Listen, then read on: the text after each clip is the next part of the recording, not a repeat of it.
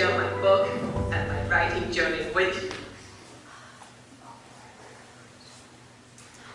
Most Americans think of World War II as beginning on December 7, 1941, when Japan attacked Pearl Harbor. By then, China had already fought the Japanese for years. China is huge. It's a land of 4 million square miles with rich natural resources and full of people. 450 million in the 1930s. Wow. Well, those were the things Japan craved for. So China became the target of Japanese expansion. As early as 1931, Japan launched an undeclared war on China and conquered the Northeast Territory. Here's the map of China. The upper right corner is the Northeast Territory. It consists of 3 provinces. The Japanese turned it into a puppet state and called it Manchuria. For years, localized conflicts never stopped between the 2 nations until finally, in July 1937, Japan started a full-scale invasion in China. Peking fell, Shanghai followed. Nanking, the capital of the Republic of China, became Japan's next target. Nanking is about 180 miles west of Shanghai. At the beginning of the war, Japanese military officials boasted that they could conquer China, the whole country, in 3 months. They had a lot more advanced military. For example, they had 3,000 aircraft, while China only had 300 at the time. But it took them more than 3 months to conquer Shanghai, one city, and the Japanese suffered heavy losses during the fight. That enraged the Japanese.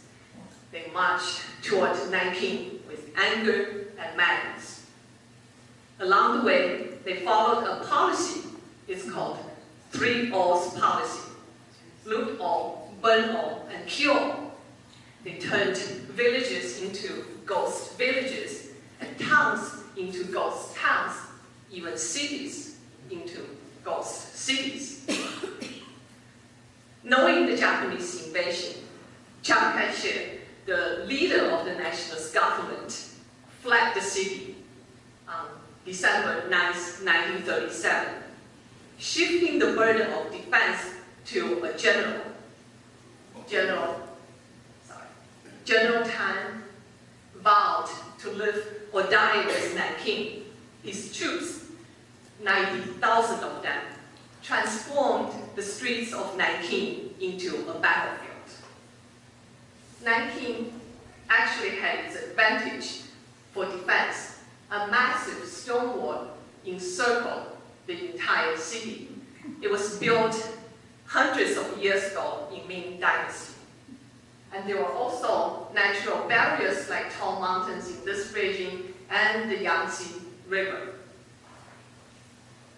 However, several days into the fight, Chiang Kai-shek changed his mind. He wanted to save his troops, so he ordered a retreat, which created chaos, because by then, Japanese soldiers already encircled or surrounded the city.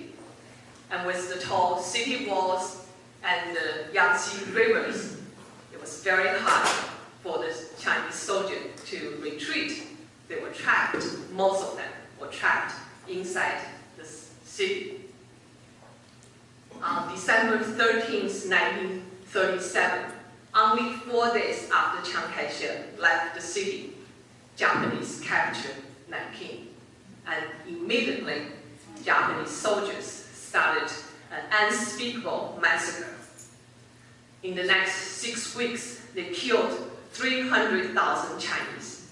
including those disarmed soldiers, and raped over 20,000 women from age 10 to age 80.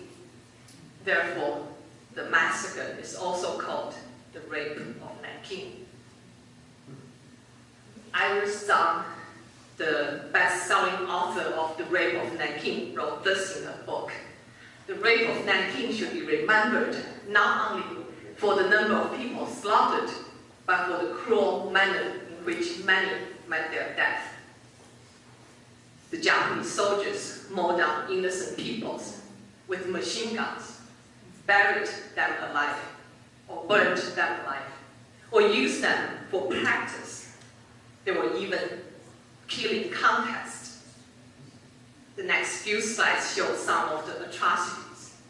There are hundreds of pictures like this, taken mostly by Japanese soldiers at the time. And even with all those gruesome pictures, there are still people in Japan denying what happened in Nanking. Only a few weeks ago, a group of Japanese sent messages to me on Twitter, and they told me Nanking Massacre was made up by the communists, and I was a brainwashed communist.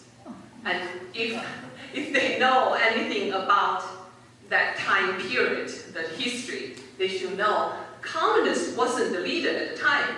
Nationalist was the leader. And if anything, they should call me the brainwashed nationalist rather than a brainwashed communist. Surrounded by beautiful mountains and the Yangtze River, rich in art and history, Nanking is a charming city. It's very beautiful. I've been there. I really loved it. But the Japanese turned it into a hell on earth. For weeks, the streets were littered with dead bodies, and the air reeked of rotten human flesh. At the height of the massacre, the Yangtze River turned red because Japanese soldiers dumped so many bodies into the river. So how did anybody survive such massacre? Hundreds of Westerners lived in Nanking before the invasion. By the time of the invasion, only 2,000 of them were left. They chose to left behind because they wanted to help the innocent Chinese people. They wanted to save lives. There were not military personnel. There were ordinary people like us. There were businessmen, professors, doctors, or missionaries. With nothing but courage and compassion, they formed an international committee and established the International Safety Zone, an area of 2.5 square miles. This safety zone accommodated and saved 300,000 refugees, half of the population at the time. The other half were all killed. So on the verge of this massacre, Jasmine Bai, the main character of my book, returned to Nanking, trying to convince her parents to leave the city. Her parents had been educated in Japan and thought naively that they were able to help, to translate, to negotiate. She was too late to save her parents, but in time to witness the horrors. Jasmine survived the massacre thanks to the group of Westerners, mostly Americans. It's because of this experience that she developed her hatred for the Japanese and her love for the Americans. After the massacre, she was able, with the help of an American priest, she was able to travel from Nanking upstream of Yangtze River, passing Wuhan, and end up in Chongqing, reunited with her uncle's family. And by the way, Wuhan is my hometown. Chongqing, after the fall of Nanking, became the wartime capital. Well, at the same time, it also became the target of Japanese terror campaign. For years, Japanese bombed the city, and China had no way of defending itself.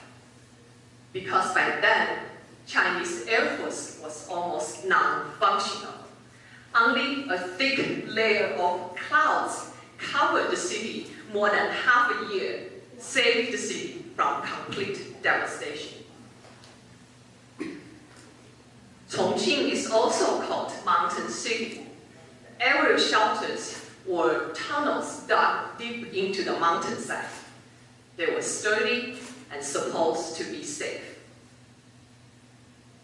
But on June 5th, 1941, Japanese spies directed their bombers to bomb the entrance of a large shelter in the city center. More than 3,000 people were trapped inside this barricaded tunnel, and they were all suffocated to death, including another Jasmine's family member. Her uncle had enough. He decided to send Jasmine and her younger cousin, Daisy, away to a small village in Yunnan province. This village was so remote that supposed to be a safe haven because the Japanese had no business going to a tiny little village. Well, it was safe until the summer of 1942, when an American pilot crashed into the area. This American pilot, Danny Hardy, belonged to the American Volunteer Group. This group was formed under President Roosevelt's executive order. It was the spring of 1941. America wasn't at war with Japan yet, so the US military pilots were secretly recruited to join this group. 100 pilots plus 200 supporting members traveled to Burma first, then to China with fake passports, and they were enlisted in the Chinese Air Force. Like my character Danny Hardy, those pilots were young and adventurous, but they had no combat experience. They were not even trained to fly P-40, the plane they were going to use. So the Japanese thought very little of this small group of inexperienced American pilots.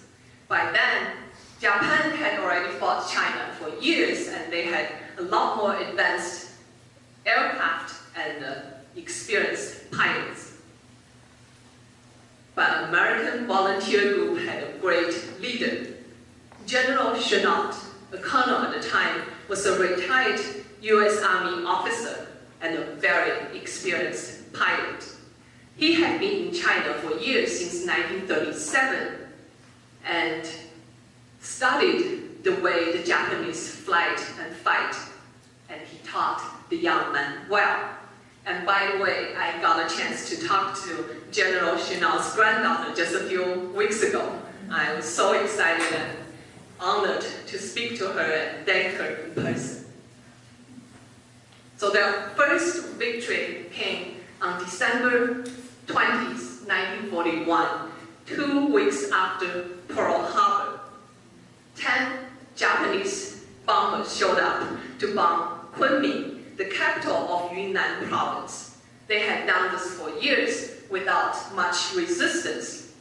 But on that day, 10 bombers showed up. Only one made it home to tell the Japanese leaders that American pilots were in China.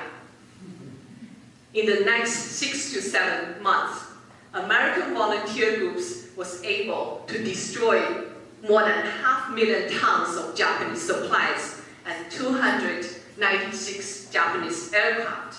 This number is our official number. The unofficial number actually doubled. And the American volunteer group lost 14 pilots during combat. With sheer determination and courage, the American volunteer group was able to turn the table on Japan in China's skies. At the time when the Allies were being defeated across the globe, the American volunteer group's victories gave hope to the Chinese, to the Americans, and to the other allies. This is P-40 Tomahawk. As you can see, the plane is decorated with a shark face. And the decoration is for a psychological reason. Island nation, Japanese were supposed to be afraid of shark attack.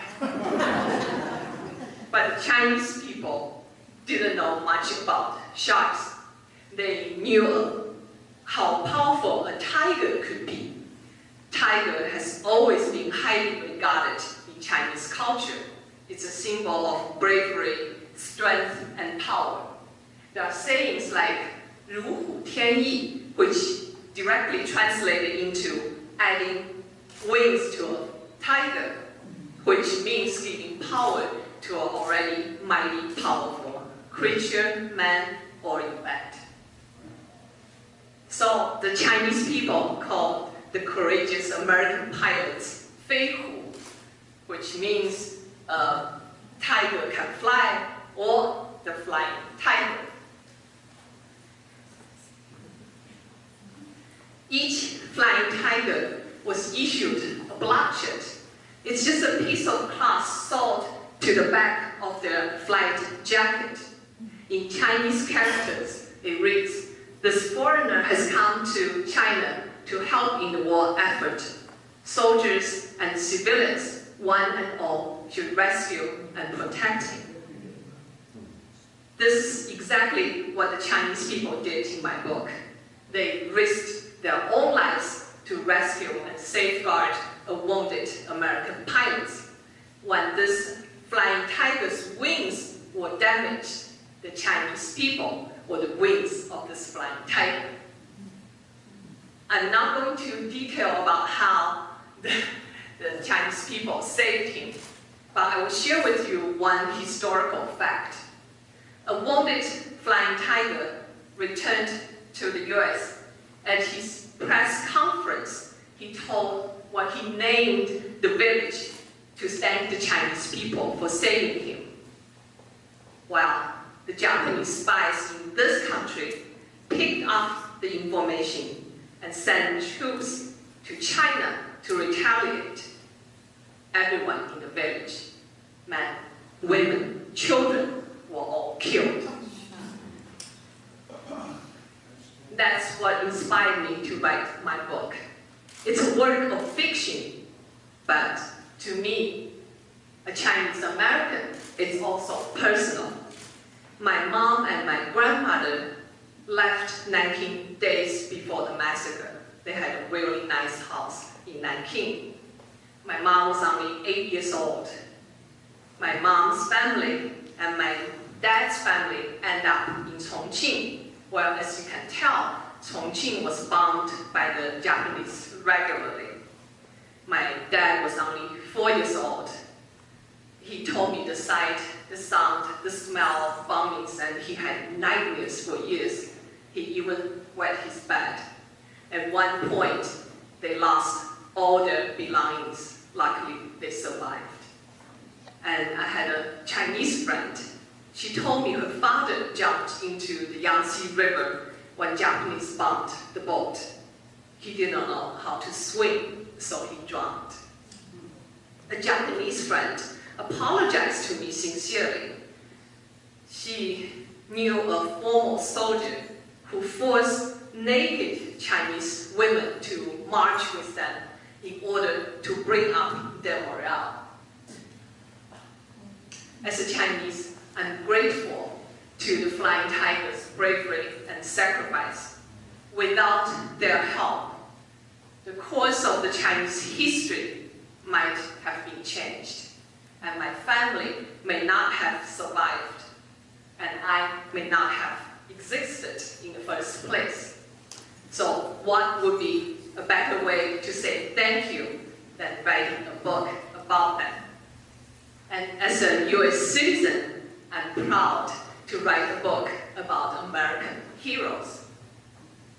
On my Twitter, I posted, I write for those who lost their voices during the war, for those who gave up their voices willingly so that we have ours.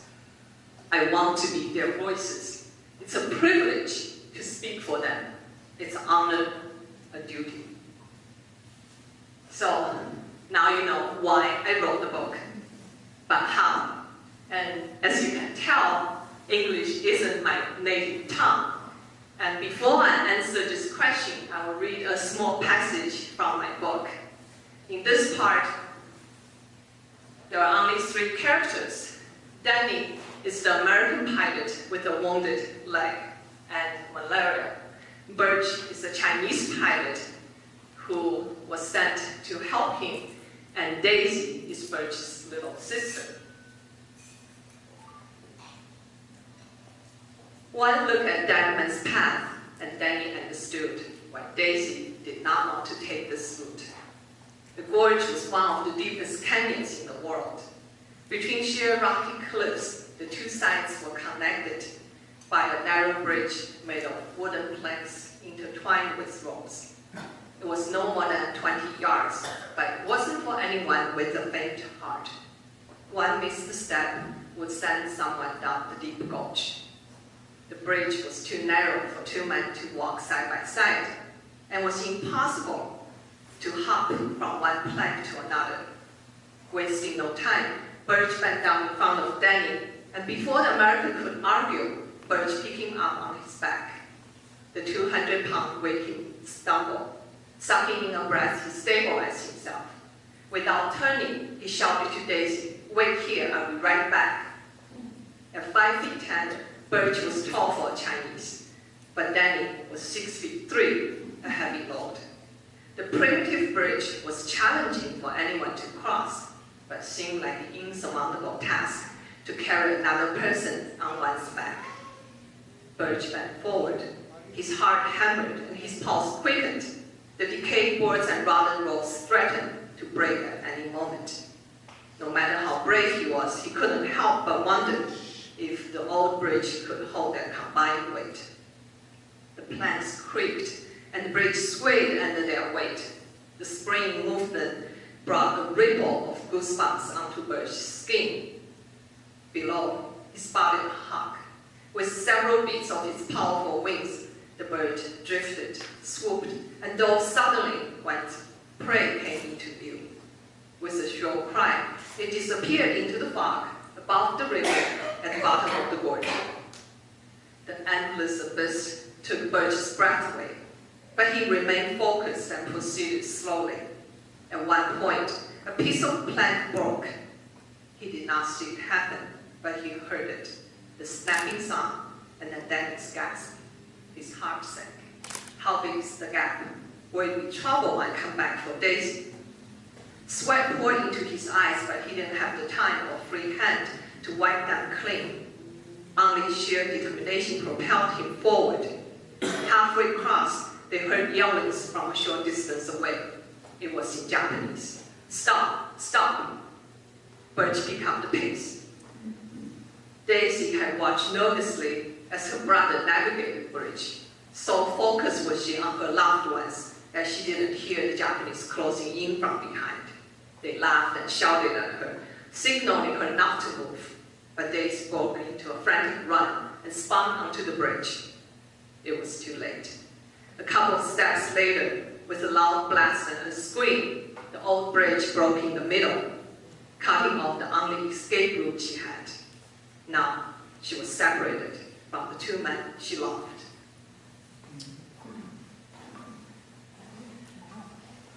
So, I was born and raised in China in a family of professors. My parents and my grandparents were professors at Wuhan University. Even before I was born, they bought lots of books for me, but I didn't get a chance to read most of them. During Cultural Revolution, Red Guards came to our home and took them away. I read few leftovers again and again because not many books were available to us. For almost 10 years, all the libraries were closed and all the bookstores had nothing except political stuff. I was hungry for books, but I was very lucky to have my father. This is a picture of my mom and dad met when they got married. My hometown, Wuhan, is hot and humid in the summer. It can reach 105 degrees with 90% humidity. We had no air conditioning and no electric fans. In those hot summer nights, we sat outside and surrounded by neighboring kids, my father told us tons of stories. From classic Chinese novels to Western novels. I remember the first time I heard about Utah was from Sherlock Holmes. I remember the description of a desolate land, strange rock formations, ravens, and skeletons. I had no idea at the time, of course, that one day I will end up in this part of the world and see the amazing landscape with my own eyes. My father's words took me all around the world, and I fell in love with literature. But writing was a dangerous career in China. My grandma was the first Chinese woman to receive a master's degree in the UK. Later, she became a famous writer and a playwright. My aunt received her master's degree in Michigan, and later she became a famous translator. She translated Peter Pan, Jane Eyre, and Wuthering Heights and other classics into Chinese. But both of them were wrongfully accused as counter-revolutionary writers. My grandma was fired from her university job and ordered to sweep streets for many years. Later, she was kicked out of her university housing and sent back to her hometown, a small village. She died there alone. My aunt was sent to a labor camp for many years. So my parents did not want me to follow their footsteps. I had to choose something safer, to study science. Even though I wasn't passionate about science, as a good student, I worked hard and got into a top-notch university in China, Wuhan University. And by the time I graduated, there was a prestigious program between China and the United States in the biological field. 50 students from the whole country were selected to enter this program. And after passing all kinds of exams, I became one of the lucky students. With poor English, very little knowledge of this country, and $500 borrowed dollars, literally $5 $100 bill, I came to this country. And 5.5 years later, I received a PhD in molecular biology at University of Rochester. While I was in China, of course, I learned English as foreign language, but the teaching was limited and sometimes just wrong. And when I came to this country, TV became my English teacher. I didn't have the concept of commercial. So when the program changed suddenly in the middle, I was so confused. I thought somehow I touched the remote control. It took me days to figure it out. Because at the time, there were only 2 stations in China, broadcasting from 6 p.m. to 10 p.m. non-stop. Although I published a number of scientific papers, including a top-notch journal, Nature, fiction writing was still a faraway dream. It's very different from scientific writing. I started writing not because I wanted to publish a book, it's because I needed help. I I was very shy and very fearful while I was young. I was afraid of pretty much anything and everything, including public speaking. This fear, actually, I just overcame like 2 months ago, well, a month ago. So trapped in an unhappy marriage, I became more and more negative, and to a point I was depressed. One day I sat on the floor in the corner of the house and I folded myself into a ball, and in my mind I watched myself hanging on the edge of a cliff. I was slipping like inch and inch down the cliff. I cried for help, but nobody helped me.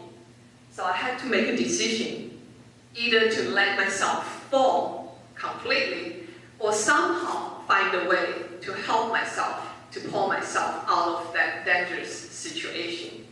And luckily, I made the decision to try my best to help myself. As a bookworm, I turned to books for help. I read a lot of self-help books. While I was reading them, they all made sense. But when you put the book down, the reality was still the same and nothing changed. Until one day, I came across with a book. It says, if you write down 5 positive things a day, in 21 days, you will be able to switch your mindset from negative to positive. It's too good to be true, too easy to be true, but I was desperate, so I was willing to try anything and everything. I started by jotting down just words or simple phrases. It was like beautiful sunset, lovely flower, pretty butterfly. But in time, words changed to sentences, and sentences grew to paragraphs, and paragraphs turned into pages. I did not change in 21 days. It took me 2 years. And if you read my journal of that 2 years, you would think I was the happiest person in the world. Nothing negative, all positive. But in fact, that was the 2 years before my divorce. The end result is remarkable. I'm happy to report that I'm no longer a negative person.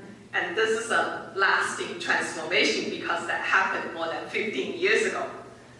And this practice helped me to shift my focus. There are always good things and bad things in life. If you focus on the shadow, you see darkness. But if you focus on the sunny side, you see brightness. The side effect or side product of this practice, one of them, is I started writing short stories and then later novels. I learned fiction writing by reading, again, lots of books, and spent a lot of time writing, practicing. And when I wrote the book, I used 2 dictionaries, from Chinese to English and English to Chinese, just to make sure I use the right word. And even so, I made tons of mistakes. So I bothered to use a second language when I wasn't even trained as a writer. Whenever I walked into a bookstore or a library, I wondered why the world needed another book. But my passion for fiction writing and my love for the flying tigers kept me going.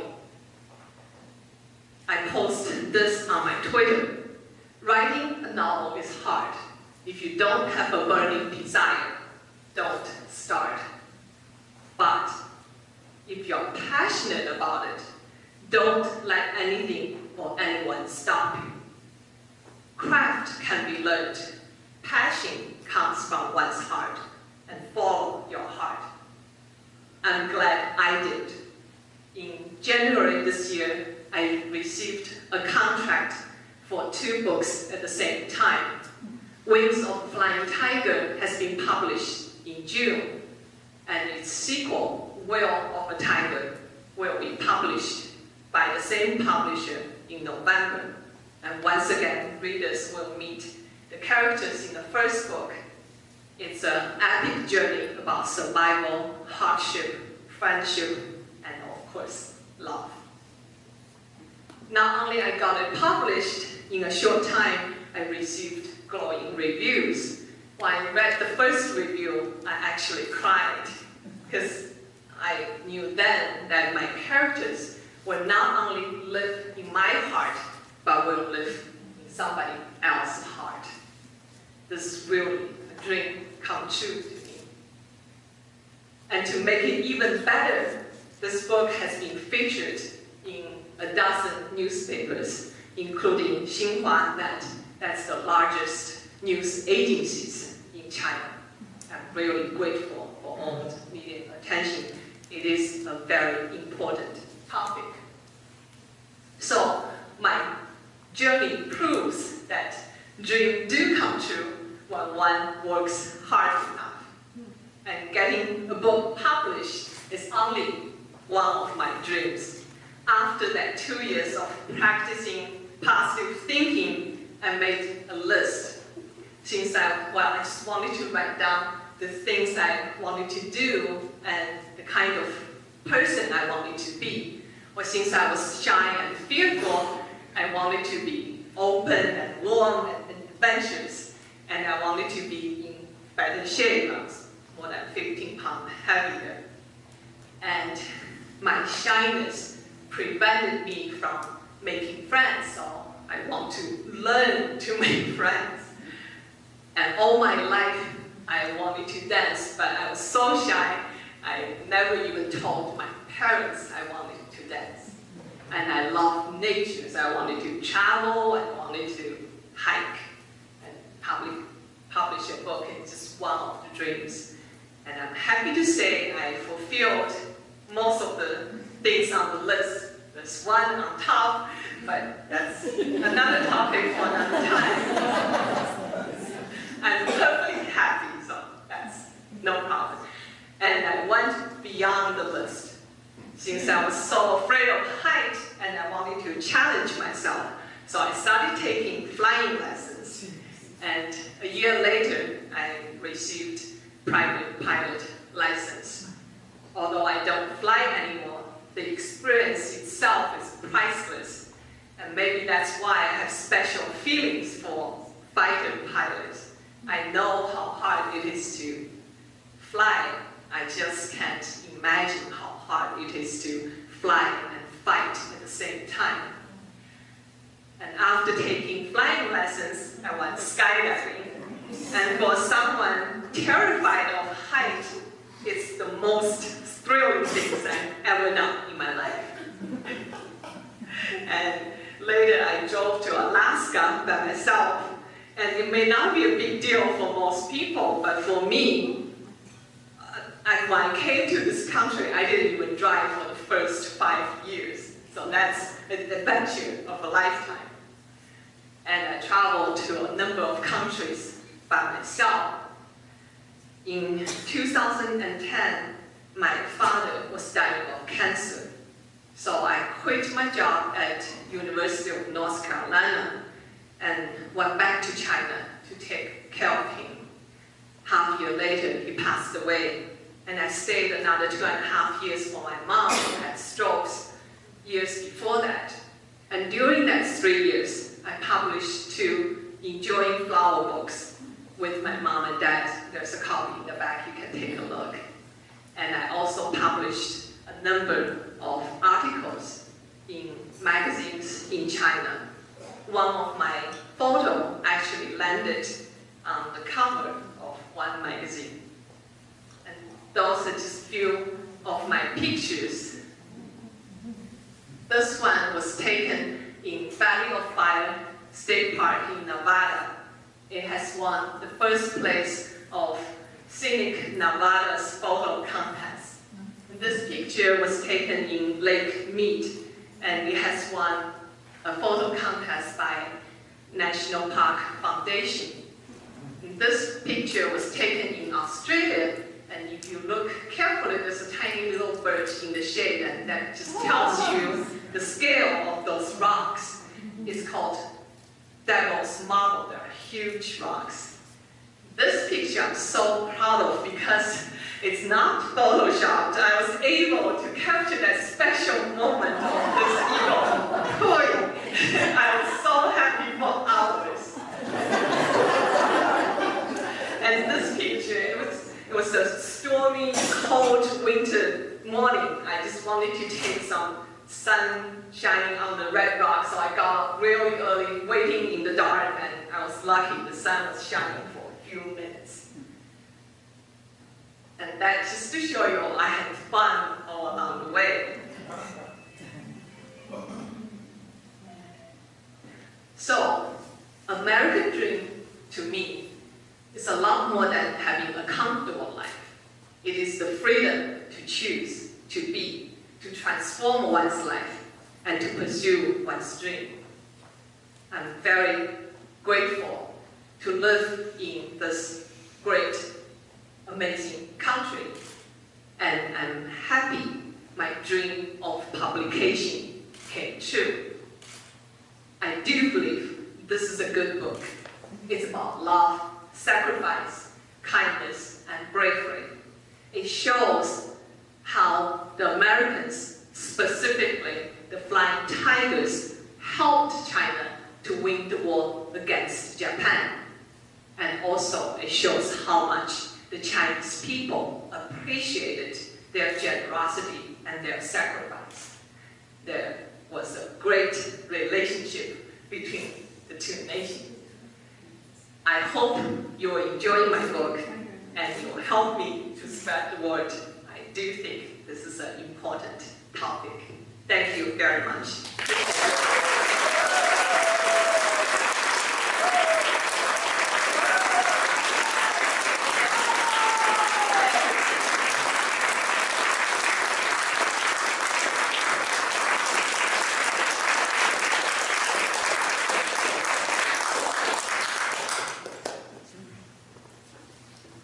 Is it available in our library here? It is. It is. And it's available back there then too. Yeah, several libraries carry it. Okay. Hi. How do we know more about you? Will you share with us your last trip south, what you did, where you went, and how you made the decision of where to go? That's this picture.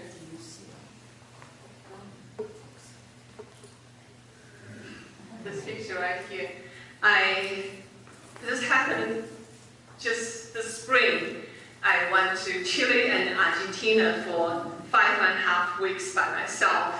I saw those pictures, those jagged mountains, maybe 15 years ago, and I fell in love. I really wanted to see this part of amazing landscape, but at the time I didn't have the ability to travel by myself, let alone going that far away to a foreign country. So I waited and waited. Finally, this year I made it, the dream come true.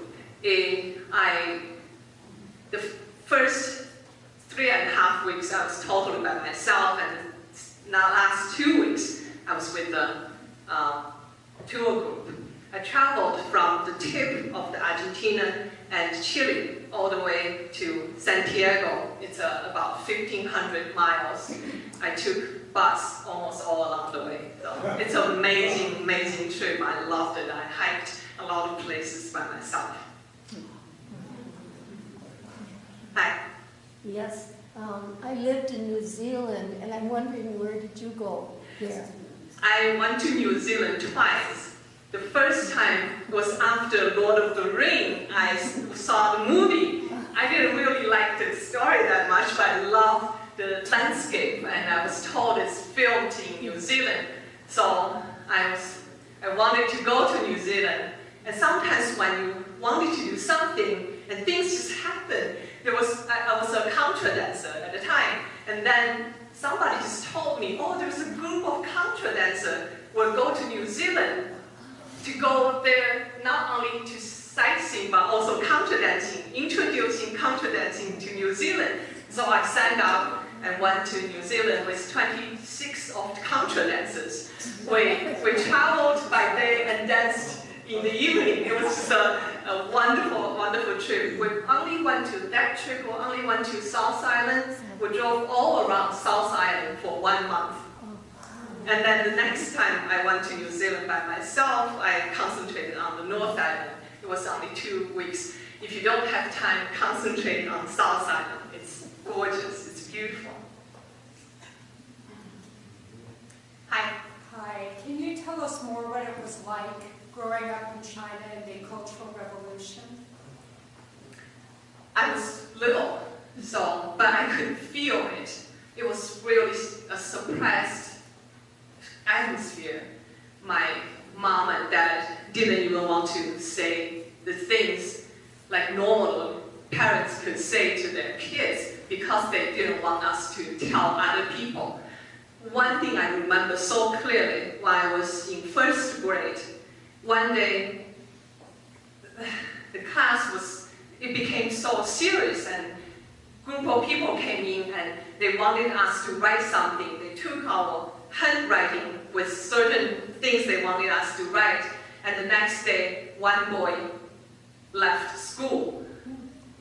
Later we learned somehow he wrote something on a piece of paper unintentionally. I'm sure one first grade kid, so you had no idea what you, just for fun, and maybe it's on top of something, he just wrote something wrong. And he was sent to a totally different school. I had no idea where he went. So things like this really scared you as a little kid. I was shy and fearful, probably had something to do with that. I felt it. I was a very sensitive person. I felt it's a very suppressed environment. Would that explain all? And also, we were told America was hell, and American people were devils. And American soldiers were coward and cruel. So that's what we were told. When I came to this country, even that was much later, but still I had an impression. I came here to learn science, and that's all. There's nothing good about this country to learn. I was pleasantly surprised. I'm very happy. How does present-day China, how do they view the United States generally? Is there any way you can describe that, how China feels about the United States today? Pleasant days? I'm here. I don't know much about it. 2010, I went back to China. I stayed there mostly for my parents for 3 years, and after that I came back, and I've never back after that. I don't know. I really don't.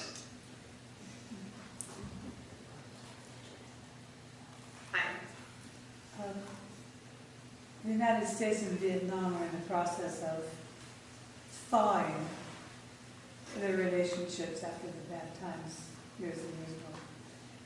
Is the same, I realize that China and Japan are much closer, and maybe it helps with Vietnam that we have that big ocean in between us, but has the people of Japan and the people of China, they still have very hard feelings about each other? I think older generations still had very hard feelings when they talk about it. I remember one time, we were just singing some popular song at the time, and my uncle said, "Don't sing this song." And we didn't know anything. It's not political, it's not, but it's just because that song was popular during World War II when Japan invaded us. So that kind of association, he didn't like it. But young people nowadays, I don't even know how much they know about the history, and they probably don't care. And that's why we need to tell people about that part of history.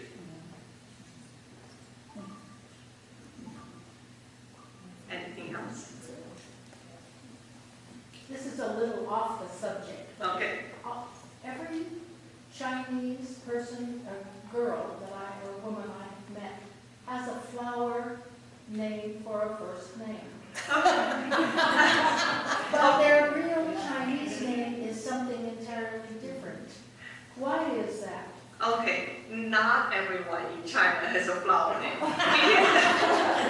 It is very popular for for me, there's a special reason.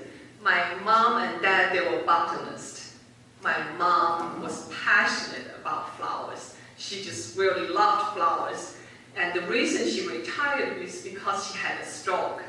And for 15 years, my father and I took pictures of flowers for her, just for her to enjoy.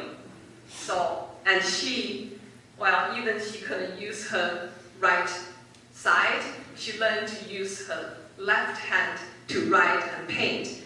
And she was able to make slideshows, putting scientific background and interest into those flowers, and make slideshows to share with family and friends and colleagues. And that's why when my father was dying of cancer, one of the students suggested to use those flowers to make a book out of that. So it's a love story. It's a family love story. Yeah, that's why my book has lots of Jasmine, Daisy. My own pen name is Iris, and the village is called Peach Blossom. So it has a lot to do with flower. It's because my mom loved flowers. It's a memory to my mom. And Iris is also, remember Iris Zhang, she wrote the book, The Rape of Nanking. It's a history book, and I learned a lot of facts from her book. That's why I chose Iris Talley to honor her as well. She killed herself. Yang Qing, yeah, Qing Yang, yeah, which means Qing means green. It's still related to somehow. Yeah, but it's very hard to pronounce, so I choose not to use it. It's Qing, and nobody in this country can pronounce it. Okay, thank you very much for coming.